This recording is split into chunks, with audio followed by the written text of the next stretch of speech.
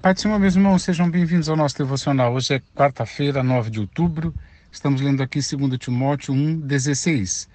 O Senhor conceda misericórdia à casa de Onesíforo, porquanto muitas vezes ele me abençoou com ânimo e não se envergonhou por eu estar preso. Só o apóstolo Paulo foi preso algumas vezes. E essa ocasião a que ele se refere aqui, a sua prisão depois lá do incêndio que o Nero promoveu. Então muitos crentes foram presos e Paulo era mais ou menos conhecido como um líder, foi preso também. E preso em masmorra mesmo.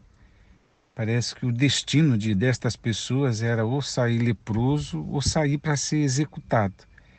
E é interessante que essa carta é a última carta que o apóstolo Paulo escreve, e é desse lugar de sofrimento. Mas o apóstolo Paulo não deixou de fazer uma citação muito importante. Porque quando ele foi preso debaixo dessa caçada aos crentes, muita gente abandonou por medo, igual os apóstolos fizeram quando Jesus foi preso. Depois não. Depois da descida do Espírito Santo, eles tiveram uma coragem, que eu diria até sobrenatural, e até morreram por causa do Evangelho. Mas esses crentes, e quando fala aqui da Ásia, o versículo anterior, província da Ásia, me abandonaram. Aí ele cita dois que eram crentes e que abandonaram. Ele disse, até mesmo Fígelo e Hermógenes, né? Então ele diz, olha, a crentalhada me abandonou por causa dessa prisão, e até fulano e fulano. Quer dizer, que se ele cita é porque era gente provavelmente líder, talvez presbítero, talvez gente conhecido do povo, mas ele faz uma distinção. Ele diz que o Senhor conceda misericórdia à família do Onesíforo, porquanto muitas vezes, então é uma prática, é o estilo de vida desse irmão. Muitas vezes ele me abençoou com ânimo. Às vezes a gente abençoa pessoas com dinheiro, é verdade.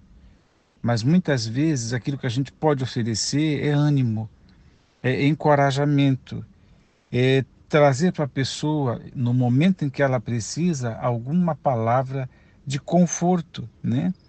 Ele disse, e não se envergonhou, porque o que aconteceu com os demais era julgar uma ignomínia, acho que é assim que fala, né? Uma vergonha, é desprezível que um apóstolo de Jesus seja preso. Aliás, isso já foi assunto em outros lugares, porque as pessoas achavam isso inglório, né? Para o apóstolo Paulo, não, era o curso de como o próprio Senhor já tinha dito para ele que seria, né? E de como ele veio vivendo a vida cristã, sendo preso, etc, etc. Bom, e ele disse, não se envergonhou, né? Então, esse irmão aqui, ele é uma representação, e é tão bom o que o apóstolo Paulo está aqui nos ensinando, que é lembrar de pessoas que nos encorajaram na vida, lembrar de pessoas que em algum momento pararam para nos ouvir. Nota que eu não estou falando de alguém que emprestou o carro, de alguém que ofereceu, se bem que tudo isso é bênção também, né? Se você está precisando e alguém te socorre, né? E, então isso é bênção também. Mas não é disso. Não é de emprestar bens materiais nesse sentido. Aqui o apóstolo Paulo está falando, a princípio, de conforto, de apoio, de amizade, né? de ânimo, que aquela presença, e principalmente como ele saiu procurando, porque pelo jeito muita gente foi presa, os outros escaparam, fugiram e tal. A princípio, ninguém sabia onde o Paulo estava, mas diz que esse amigo procurou insistentemente até achar, né? Procurou, é o que diz o verso 17, procurou com persistência até me encontrar. Cadê o meu amigo, né? Eu preciso lá dar uma força para ele. Eu preciso estar lá do lado dele para que ele não se sinta só, né? E aqui esse irmão, ele é icônico, né?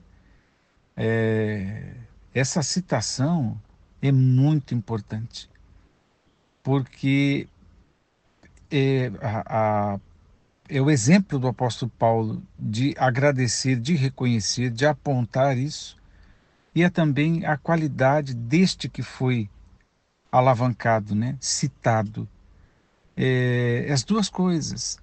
Então, como é que eu fico? Eu fico olhando para a minha vida, meu passado, talvez até no presente momento, a gente precisa considerar, orar e reconhecer, né, pessoas que não estão esperando nada em troca, mas que simplesmente te dão uma força, né? E essa força não custa dinheiro, porque talvez custe, né? O investimento, porque esse homem não viajou sem dinheiro no bolso, né? Esse homem não procurou com persistência sem ter investido alguma coisa. Mas é o encontro humano que estamos falando aqui. É o tempo que ele passou com Paulo que tanto encorajou o apóstolo Paulo, né?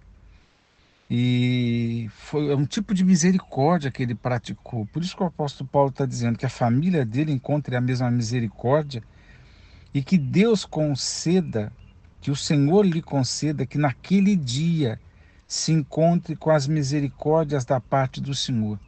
Então o apóstolo Paulo está dizendo, olha, a misericórdia que você usou para comigo, que a sua família alcance essa misericórdia. E que naquele dia, dia de juízo, dia de encontro com a verdade, que a misericórdia do Senhor também esteja sobre a vida deste eu não sei falar direito, Onesífero. O apóstolo Paulo diz, tu bem sabes quantos serviços me prestou em Éfeso, né? Então ele está fazendo referência, como eu disse, dessa dinâmica, desse estilo de vida deste irmão. Deus nos abençoe a pensar nisso, porque vivemos uma época onde a gente conta nos dedos os amigos, né? E às vezes, no meio da angústia, nasce um irmão, como diz lá o provérbio, né? Mas assim, amigos com quem você confia, para quem você pode abrir o coração e tudo mais, está ficando cada vez mais raro, né? Porque porque não praticamos isso aqui, né? Porque a gente não vai ao encontro daquele que está necessitado. Porque, enfim, porque a gente vive muito para si mesmo e não investe para ir procurar o outro na sua angústia, na sua dificuldade. Deus nos abençoe a pensar nestas coisas e os amigos que passaram pela sua vida, que possamos nós, eu e você, orar ao Senhor e de quando for possível, fazer menção, porque isso o apóstolo Paulo faz, fazer menção, dizer para quem queira ouvir, fulano de tal me ajudou quando eu estava quase me divorciando. Quando fulano de tal me ajudou, quando eu estava desempregado, quando eu estava desistindo da obra de Deus, do ministério, quando, e por aí vai, qualquer possibilidade, qualquer aplicação.